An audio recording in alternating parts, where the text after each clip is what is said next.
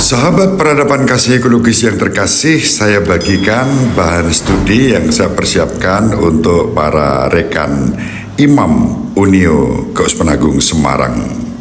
Bapak Uskup dan para Romo yang terkasih, pertama-tama saya haturkan terima kasih atas kesempatan yang baik yang diberikan kepada saya untuk berbagi pengalaman tentang bagaimana kita dapat menjaga kerukunan, persatuan, perdamaian dalam konteks cinta tanah air dan bangsa kita, Negara Kesatuan Republik Indonesia. Sebagaimana disampaikan oleh Romo Heri, saya diminta untuk berbagi pengalaman dengan panduan-panduan pertanyaan yang sudah diberikan, dan saya akan mencoba memberikan jawaban. Semoga bermanfaat bagi kita semua. Yang pertama, pembacaan saya terhadap situasi dan kondisi terkini terkait dengan dinamika perpolitikan, dialog, demokrasi, pemilu, berdasarkan pengalaman personal, hadir dalam konteks sinergis kebersamaan dengan para sahabat secara lintas agama. Pengalaman ini muncul dari refleksi singkat saya atas kebersamaan saya ketika saya 19 tahun bertugas di kota Semarang dan sekitarnya, juga 10 tahun menjadi wakil ketua dan anggota Forum Kerukunan Umat Beragama, dan juga pelayanan saya di Komisi Hubungan Antaragama dan Kepercayaan Keuskupan Agung Semarang selama 11 tahun. Kecuali itu juga pengalaman ketika melayani di Komisi Keadilan, Perdamaian, serta Keutuhan Ciptaan Kevikepan Semarang kurang lebih 3 tahun, dan baru-baru ini pengalaman bertugas di Paroki Santa Maria Bunda Penasihat yang Baik di Wates, Kulon Progo. Dengan latar belakang pengalaman itu dan perjumpaan-perjumpaan secara lintas agama, beberapa hal bisa saya sampaikan terkait dengan pertanyaan pertama tentang dinamika perpolitikan, demokrasi, dialog, termasuk juga bagaimana kita mempersiapkan diri untuk menyambut pemilu tahun 2024. Yang pertama, secara umum, saya mengalami bahwa dalam konteks perpolitikan, masyarakat kita tampak antusias menikmati buah kerja pemerintahan Presiden Jokowi dalam mensejahterakan rakyat, kendati ada kendala dan sejumlah catatan yang disampaikan oleh para pengamat politik, entah itu disampaikan dalam konteks yang baik, entah itu disampaikan dalam konteks yang kurang baik.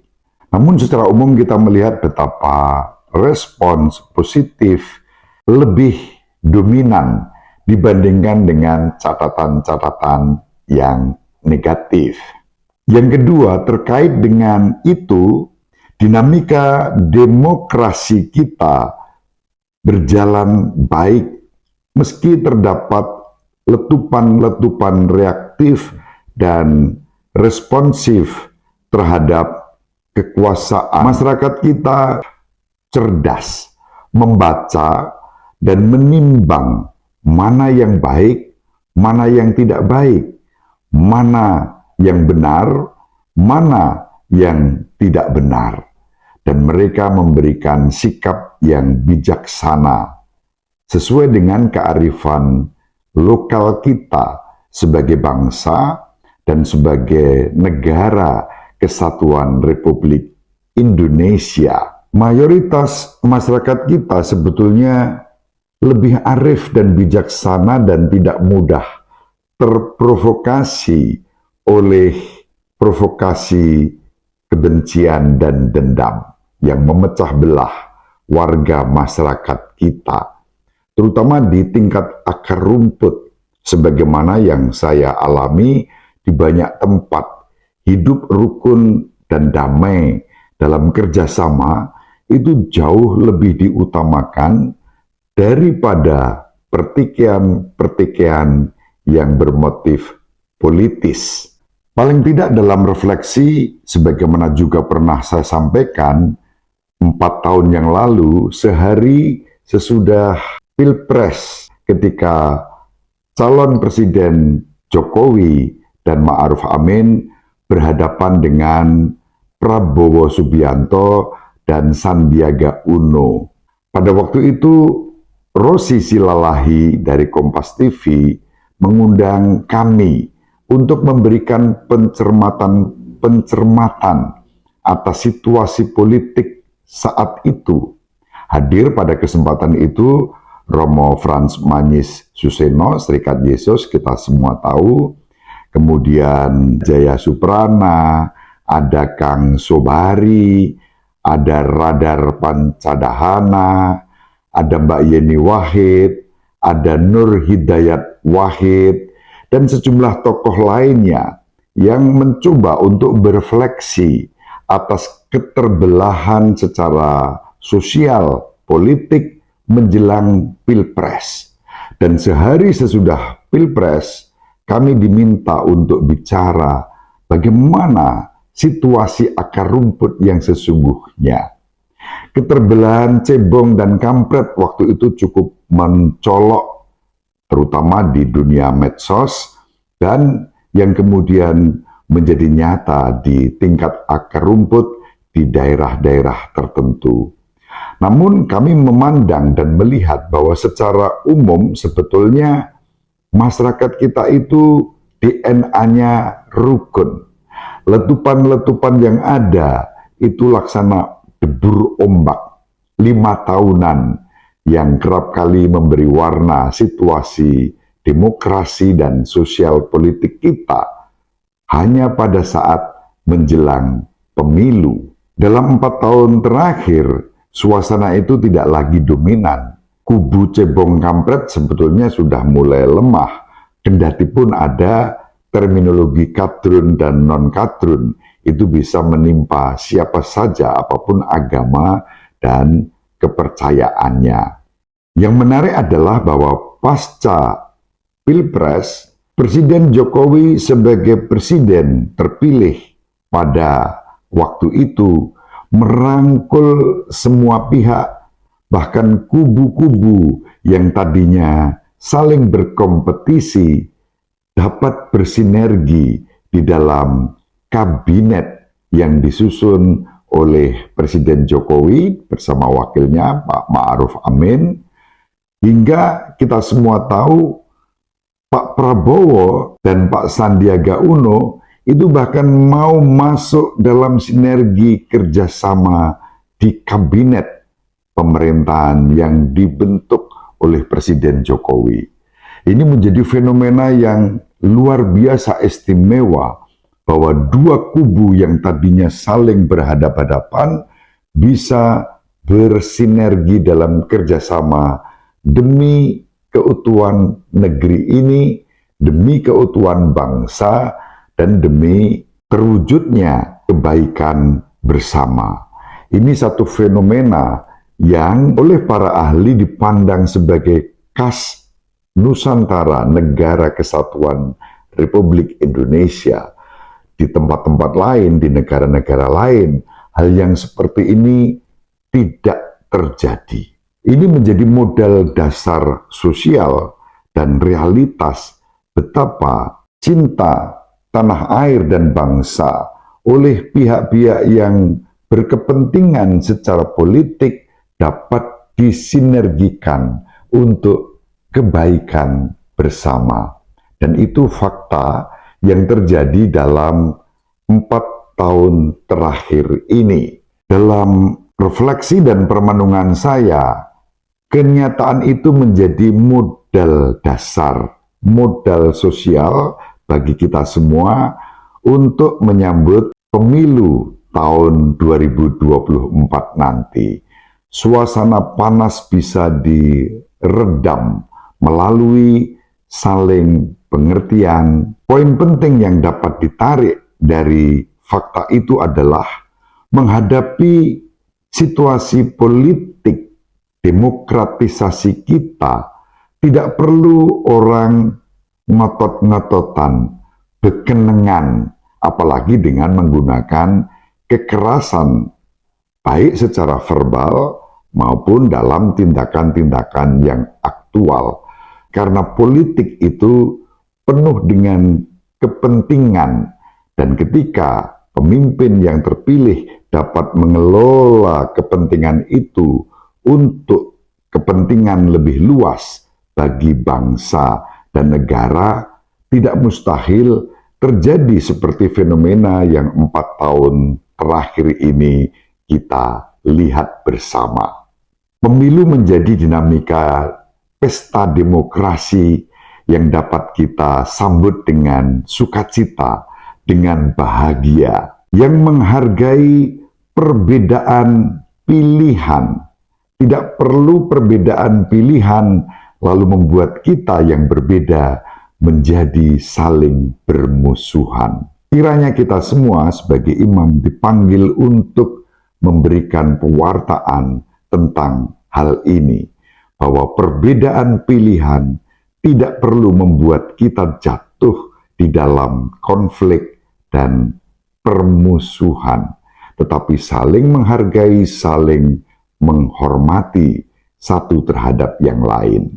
Dengan cara itu, dinamika politik dan demokrasi kita lalui dengan santun dan bahagia, bukan dengan saling menyerang dan menjatuhkan. Selanjutnya dalam konteks dialog dan kerukunan dalam keberagaman, saya selalu percaya dan bersyukur bahwa DNA mayoritas masyarakat kita adalah DNA yang rukun dan damai. Masyarakat kita selalu mengedepankan kerukunan, perdamaian, dan persaudaraan. Dan ini menjadi modal sosial kita bersama.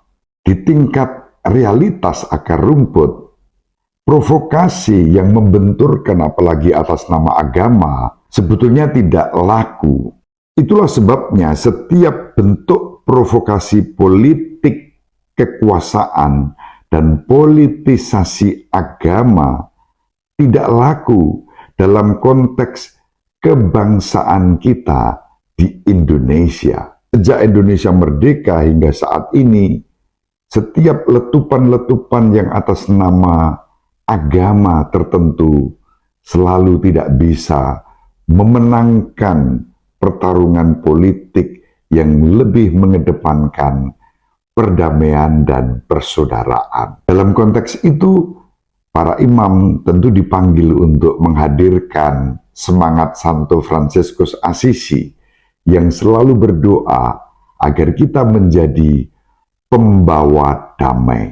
Sebagaimana pernah kita renungkan dalam konteks rekoleksi terdahulu, kita semua para imam dipanggil untuk menjadi duta-duta damai bagi umat yang kita layani maupun masyarakat yang hadir di sekitar pelayanan kita. Bapak Uskup dan para romo yang terkasih, bagaimana ajaran gereja tentang patriotisme? Pasti kita semua sudah memahaminya.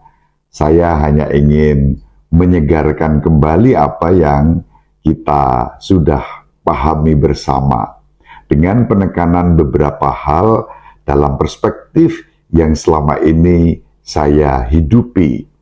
Yang pertama, acuan eklesial global tentang patriotisme dalam pengalaman saya tidak lain adalah konstitusi pastoral Gaudium et Spes.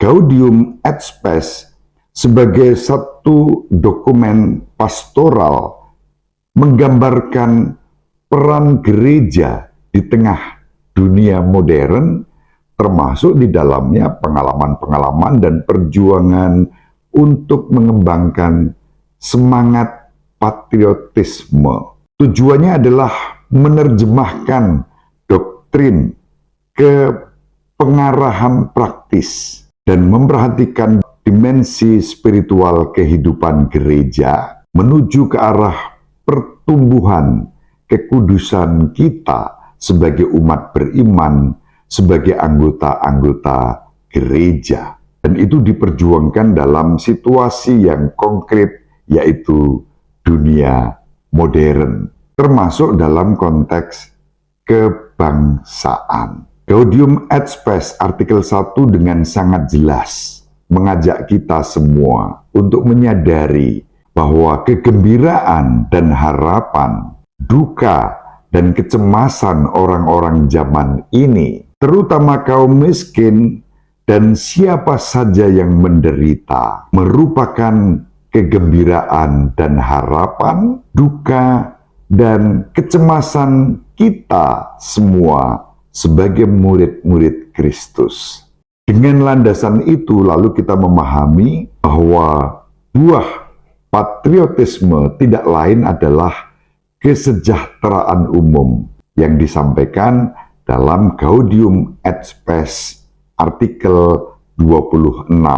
Karena saling ketergantungan itu semakin meningkat dan lambat laun meluas ke seluruh dunia, maka kesejahteraan umum sekarang ini juga semakin bersifat universal dan oleh karena itu mencakup hak-hak maupun kewajiban-kewajiban yang menyangkut seluruh umat manusia. Bagi saya, Gaudium et Spes menjadi pendasaran penting dalam mengembangkan semangat patriotisme dan sikap patriotik dalam cinta tanah air dan bangsa kita, Indonesia. Selanjutnya kita bisa mengacu dokumen-dokumen mutakhir yang disampaikan oleh Paus Fransiskus, antara lain ensiklik Laudato Si, dokumen Abu Dhabi yang ditandatangani bersama Imam Besar Al-Azhar Ahmad Al-Tayeb, dan juga ensiklik Fratelli Tutti. Dengan sangat tegas dalam ensiklik Laudato Si, Paus Fransiskus mengajak kita untuk mencintai tanah, air, dan bumi sebagai rumah kita bersama, baik tanah air dalam arti sebagai alam ciptaan, maupun tanah air dalam konteks kebangsaan kita. Kalau di dalam Gaudium et Spes ditegaskan bahwa saling ketergantungan itu semakin meluas, ensiklik Laudato Si mengajarkan kepada kita ekologi integral, saling ketergantungan satu terhadap yang lain sebagai makhluk ciptaan Allah yang tinggal di bumi, rumah bersama. Dan kita dipanggil untuk merawat bumi, rumah kita bersama tanpa diskriminasi. Itulah yang disebut dengan kesaling tergantungan ekologis dalam konteks perawatan bumi rumah bersama dan kepedulian kepada mereka yang ditinggalkan, yang biasanya menjadi korban krisis ekologi dan kerusakan lingkungan hidup. Paus mengundang semua orang bahkan untuk mengembangkan semangat cinta tanah air yang seperti itu dalam perspektif patriotisme yang heroik, yang berani, bahkan melawan setiap bentuk penyalahgunaan atas alam ini secara tidak bertanggung jawab. Hal yang sama ditegaskan kembali dalam konteks persaudaraan di dalam ensiklik Fratelli Tutti dan dokumen Abu Dhabi.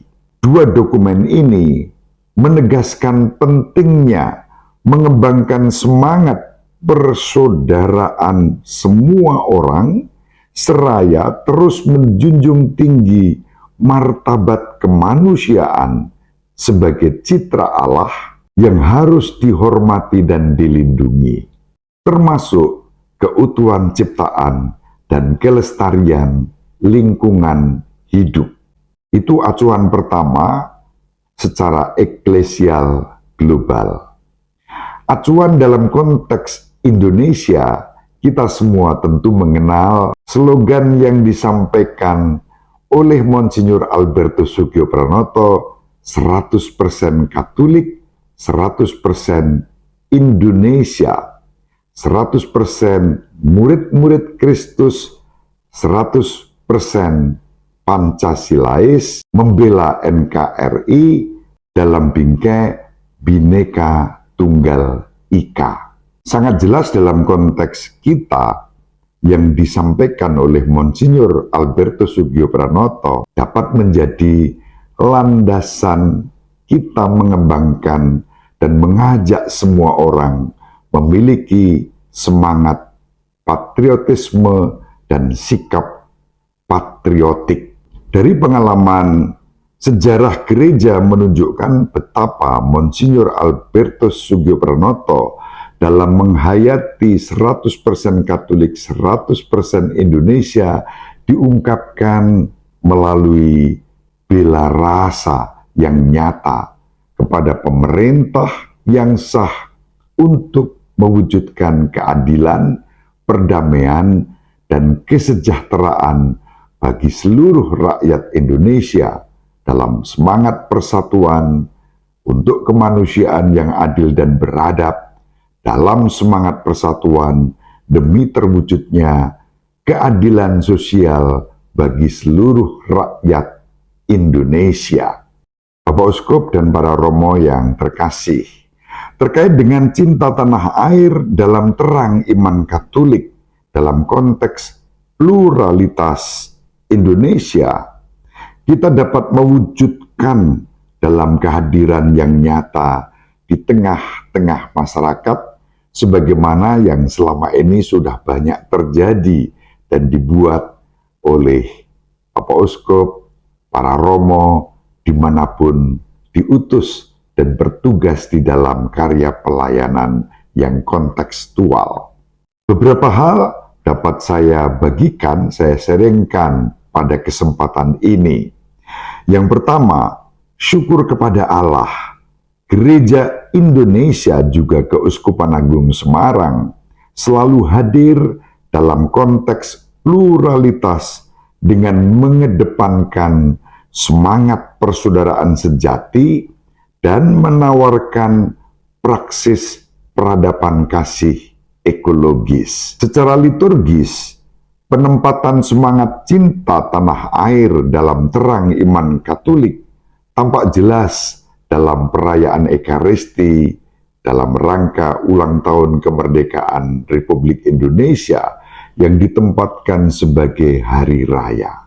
Praktik secara liturgis ini sangat bagus, ditopang dengan doa-doa, bahkan privasi khusus yang mengangkat kecintaan pada tanah air sebagai bagian dari doa syukur agung kita.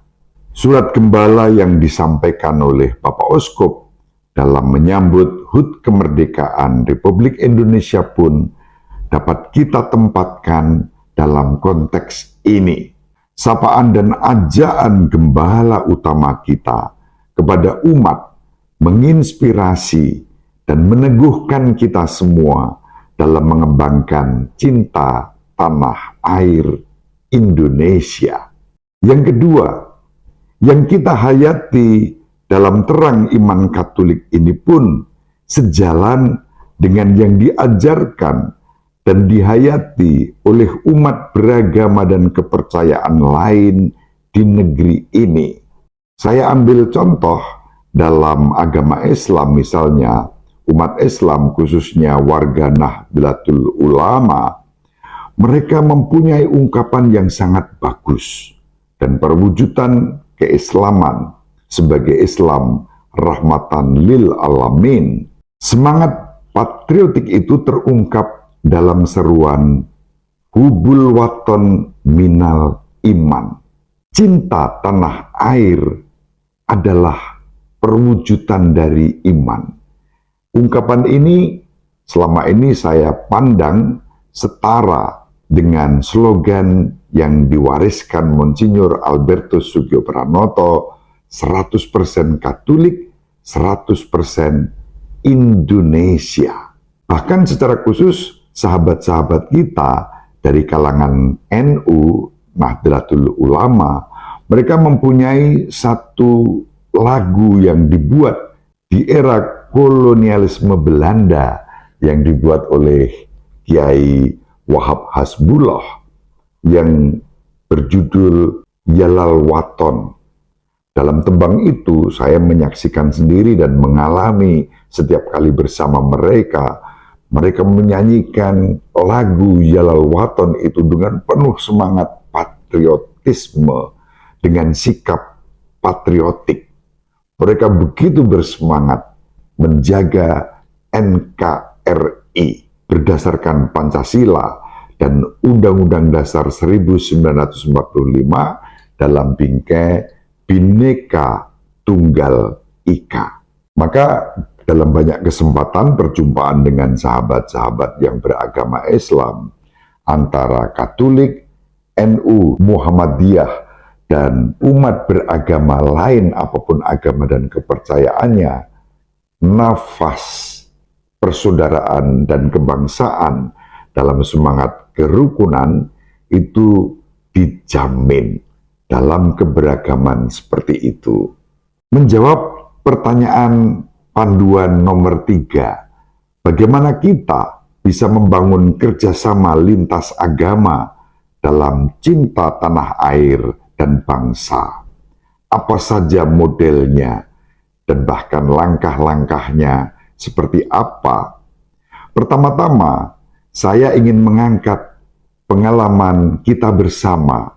Saya yakin para Romo mempunyai pengalaman-pengalaman yang akan saya sebutkan ini, dan itu sangat bagus untuk terus-menerus dilakukan di tempat kita, dimanapun kita diutus. Yang pertama, dari pengalaman saya, dan sekali lagi saya yakin pengalaman yang sama juga menjadi pengalaman panjenengan semua. Sebagai imam kita memiliki modal dan potensi yang besar melalui kehadiran kita di tengah masyarakat.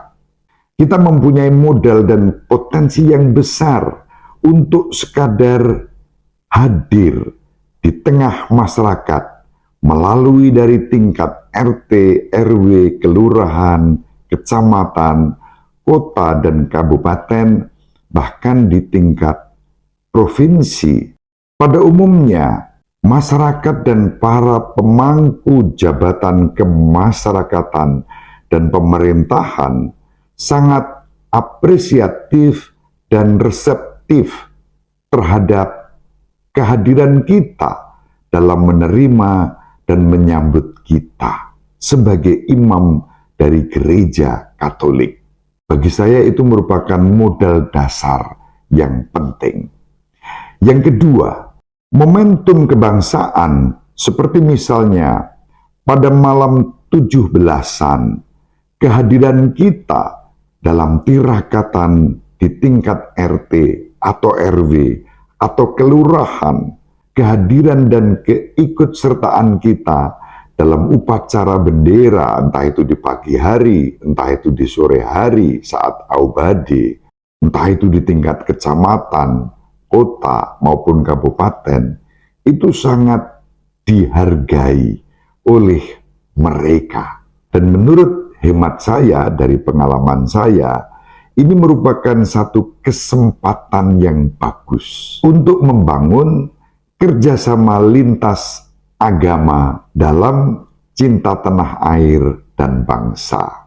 Ketiga, silaturahmi pada momentum hari besar keagamaan, khususnya saat Hari Raya Idul Fitri, menjadi momentum lintas agama dalam cinta kasih dan bangsa bersama umat Islam. Selama ini sudah banyak para romo yang melakukannya, baik di tingkat paroki, di tingkat kevikepan, bahkan bersama Bapak Uskup dan sahabat-sahabat lintas agama.